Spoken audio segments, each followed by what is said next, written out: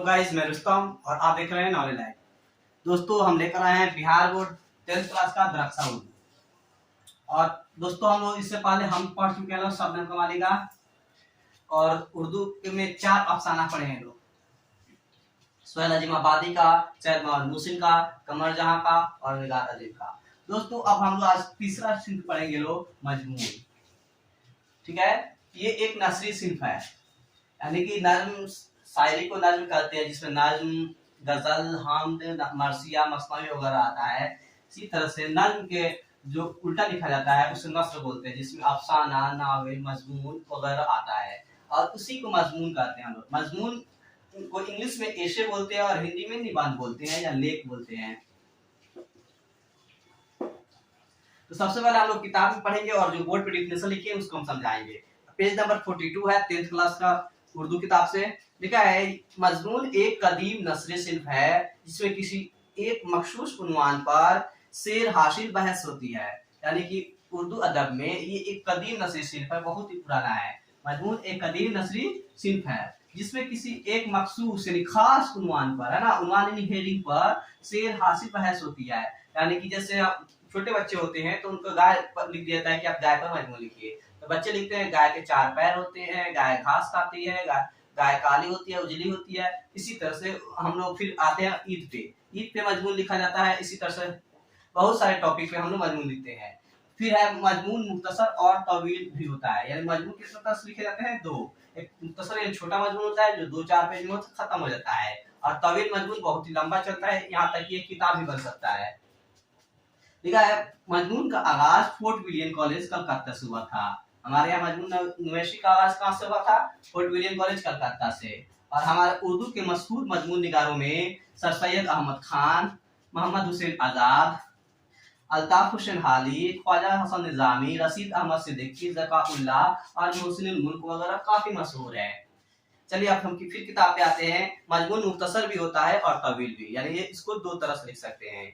जरूरत और मियार के मुताबिक मजमून लिखा जाता है, यानी कि हमें जिस चीज की दरकार होती है, बच्चों से जो जानना चाहते हैं उसके बारे में मजमून लिखवाते हैं। जैसे आज से 1 साल पहले कोरोना चल रहा था तो कोरोना को हम मजमून लिख रहे थे लोग। बाढ़ आता है तो बाढ़ पे मजमून लिखते हैं। आजकल तो प्राइमरी स्कूलों के बच्चों को भी मजमून नवेशी की तदरीस दी जाती है, छोटे छोटे बच्चों से भी मजमून लिखवाया जाता है। मजमून निगारी में काफी वसाअत और तनु है, यानी इसमें काफी एरिया है, इसमें कोई भी कैद नहीं है।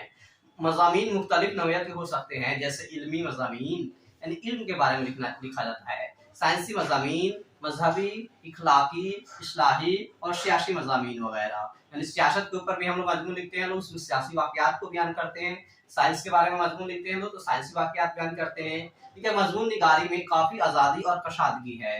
हम एक जानदार और मामूली चीज़ों पर भी मजमून लिख सकते हैं, यानी इसमें कोई कैद नहीं है। अगर मुसन्निफ मजमून लिखना शुरू करे तो एक छोटे से पेन पर भी सैकड़ों मतलब हजारों की तादाद अल्फाज में इस्तेमाल करके मजमून को लिख सकता है।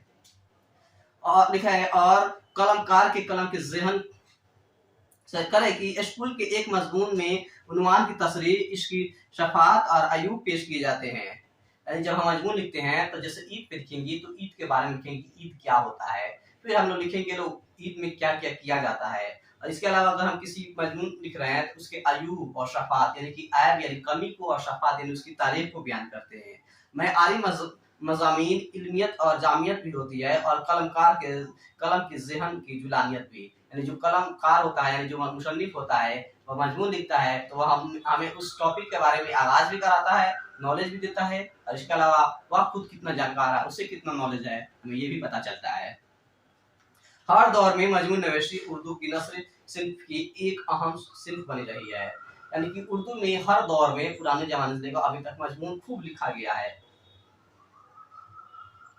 और हन्नौज ये मकाम मजमून नवेशी को हासिल है। प्राइमरी दर्जात अब में और मुल्क के मुकाबला जाती इम्तहानात के निसाबों में भी ये शामिल है। कर रहे कि बच्चों के स्कूल के इम्तहानात में भी मजमून दिया जाता है कि गाय पर मजमून लिखिए, ईद पे मजमून लिखिए, मुहर्रम पे मजमून लिखिए, यौम आज़ादी पे मजमून लिखिए। इसी तरह से IAS IPS का एग्जाम होता है, UPSC BPSC होता है, उसमें भी मजमून दिया जाता है कि बाढ़ पे मजमून लिखिए, आतंकवाद पे मजमून लिखिए, आपके मुल्क के हालात पे मजमून लिखिए वगैरह। फोर्ट विलियम कॉलेज से इसका आगाज हुआ और सिलसिला हनौज कायम है। यानी कि अंग्रेजों के जमाने में कोलकाता में फोर्ट विलियम कॉलेज से मजमू नवेशी का आगाज हुआ था और ये अभी भी लिखा जा रहा है। हमारा लिखा है मशहूर व मारूफ मजमून निगारों में सर सैयद अहमद खान, मोहसिनुल मुल्क, मोहम्मद हुसैन आजाद, अल्ताफ हुसैन हाली, जकाउल्लाह, ख्वाजा हसन निजामी, रशीद अहमद सिद्दीकी वगैरह ने तो इस सिल्क को काफी जिला बख्शिया है। यानी ये उर्दू को बहुत ही ज्यादा मजमून नवासी मतलब नवासी में बहुत आगे लेकर के गया है लोग। इसी तरह से अब हम लोग कल से एक एक मजमून को पढ़ेंगे लोग, जिसमें पहला मजमून है आलमी हिद्दत यानी ग्लोबल वार्मिंग। आप लोग इससे नोट भी कर सकते हैं। और ये वीडियो आपको कैसा लगा कमेंट सेक्शन में जरूर बताएं। और भी वीडियो पाने के लिए हमारे चैनल को सब्सक्राइब करें। तब तक के लिए शुक्रिया।